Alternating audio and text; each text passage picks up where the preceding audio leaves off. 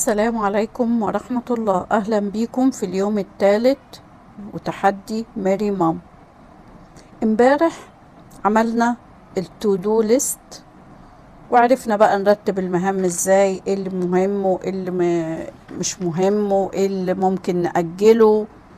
طيب النهاردة بقى يبقى طالما عملنا تو دو ليست يبقى لازما ولابد نعمل نوت تو دو ليست. يعني ايه الكلام ده؟ يعني مش هنعمل حاجة خالص؟ لا طبعا مش ده قصدي. احنا الهدف الاساسي من التحدي اني ابقى اهدى واقدر اشحن طاقتي صح. طيب احنا مشكلتنا لما يبقى عندنا مهام كتير، في حاجات كتير ممكن مش بناخد بالنا منها ان هي بتسحب طاقة ومجهود وبتضيع وقتنا. زي ايه الحاجات دي؟ ممكن تكون افكار، اشخاص، مهام بعملها، عادات، حاجات بضطر اعملها مجاملة لكن مش بتعود عليا بفايدة. انا واثقة دلوقتي ان كل واحدة منكم اول لما قلنا حاجات بتسحب الطاقة هيجي في بالها حاجات محددة. طيب افرض ما جاتش في بالك الحاجات المحددة دي، يبقى اقعدي كده وفكري ايه الحاجات.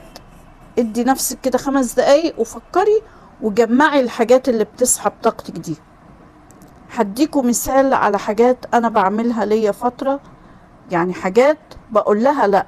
احنا النهاردة عاملين عنوان بيج نو، يعني انا هقول لا للحاجات اللي بتسحب طاقتي وبتستنزف وقتي.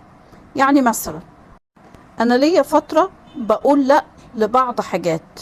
زي ايه مثلا؟ على السوشيال ميديا اي ترند او خبر تبع اي حد مشهور ولا فنانة ولا مش عارف ايه مش بفتحه. انا مالي، انا دخلي ايه؟ اي فيديوهات فيها عنف، فيها نكد، فيها جريمة مش بفتحها. اي احاديث سلبية في الشغل بقدر الامكان بحاول مش بدخل فيها.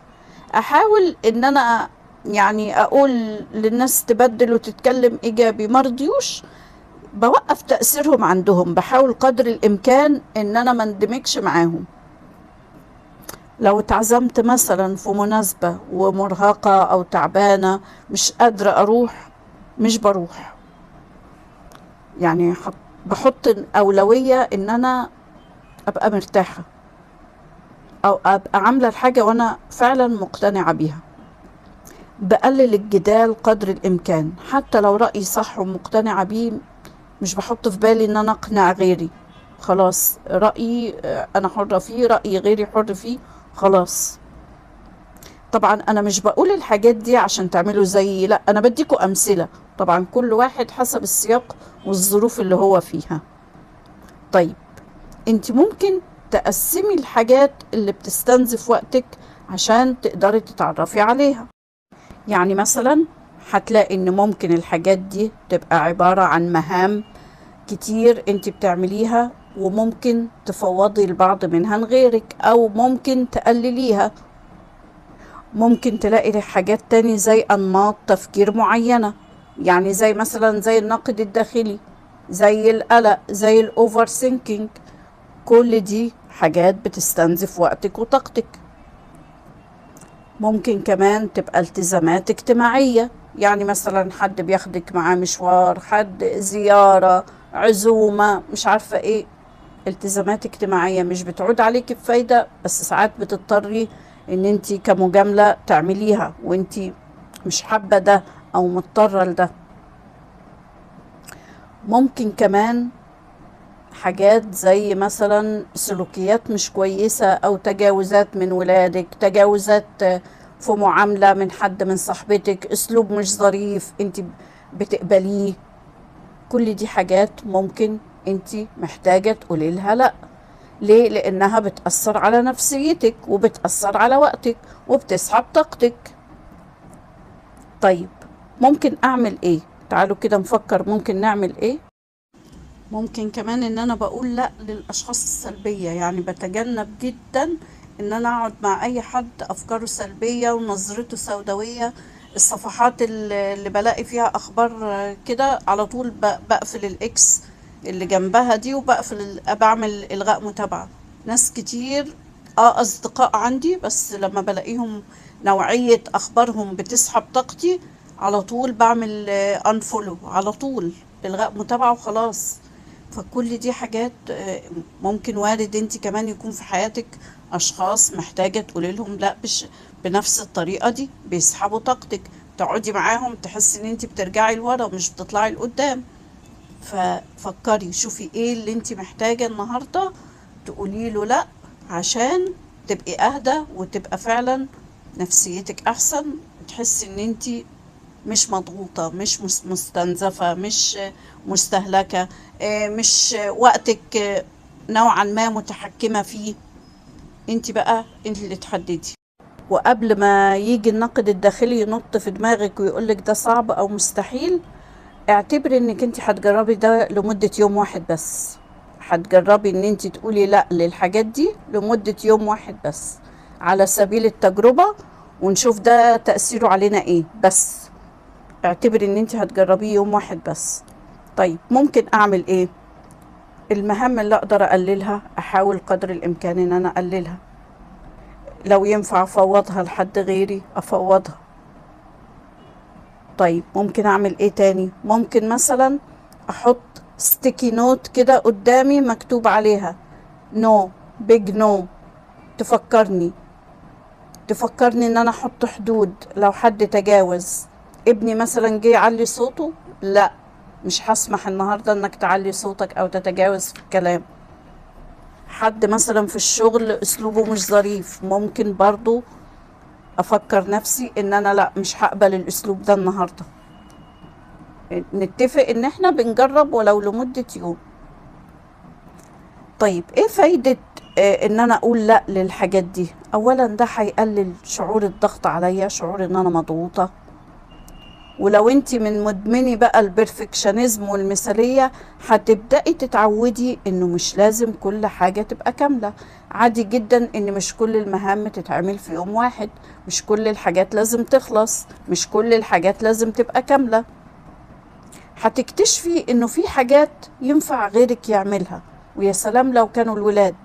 هتلاقي عادي جدا انهم ممكن يعملوا الحاجة حتى لو مش زي ما انت بتعمليها، بس المهم ان هم يبدأوا. هتبقى خطوة حلوة جدا في وضع الحدود بذوق ولطف وشياكة.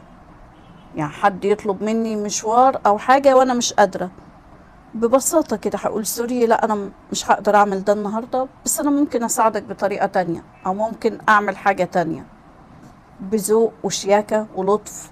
مرة على مرة هتبقى حدودي كده آمنة، ومش مش هتبقى حدودي مستباحة وأبقى برضي الآخرين على حسابي. مرة على مرة هيتعودوا إن أنا مش متاحة طول الوقت. لا، أنا مش متاحة طول الوقت. فدي برضو هتبقى حاجة كويسة ليكي. ممكن أكون محتاجة أقول لأ لعادات غلط أنا بعملها ومش قادرة أبطلها. مثلا باكل حلويات كتير، بشرب شاي كتير، بشرب قهوة كتير. فمحتاجة أقول لأ للعادة دي عشان أهتم بصحتي أكتر. انتي بقى هتحددي النهاردة، اختاري، هتقولي لأ لمهام ولا الأشخاص ولا الأسلوب معاملة ولا نمط تفكير ولا قلق ولا نقد داخلي. انتي اختاري ان شاء الله تختاري حاجة واحدة بس النهاردة مش هتعمليها، حاجة واحدة هتقولي لها لا، حاجة بتضايقك وبتأثر عليكي سلبيا، انتي النهاردة هتقولي لها لا، مش هتعمليها.